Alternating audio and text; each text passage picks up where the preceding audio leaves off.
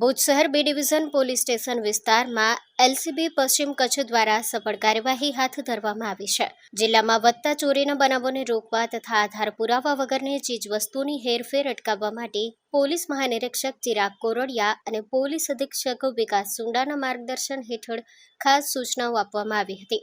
બાતમી મુજબ ઇમરાન ઉર્ફે મીઠુ જુસબ ગગડા ઉંમર વર્ષ 30 રહેવાસી દાદુપીર રોડ ભુજ દ્વારા જીઆઈડીસી પાછળ આવેલા તેના ઝૂંપડામાં ચોરીના કેબલ વાયરો સંતાડી રાખ્યા હોવાનું જાણવા મળ્યું હતું. પોલીસે તાત્કાલિક સ્થળ પર પહોંચી તપાસ કરતા ઝૂંપડાના પાછળના ભાગે અલગ અલગ કોથળામાં તાંબા અને એલ્યુમિનિયમના વાયરો મળી આવ્યા હતા. આ વાયર અંગે આરોપી પાસે કોઈ આધાર પુરાવા કે બિલ ન મળતા પોલીસે આશરે 120 કિલો વજનના અને ₹24,000ની કિંમતના વાયર શકમંદ મિલકત તરીકે કબજે કર્યા હતા. બાદમાં આરોપીને બીએનએસએસ કલમ 106 અને 35(1) મુજબ અટકાયત કરવામાં આવી છે.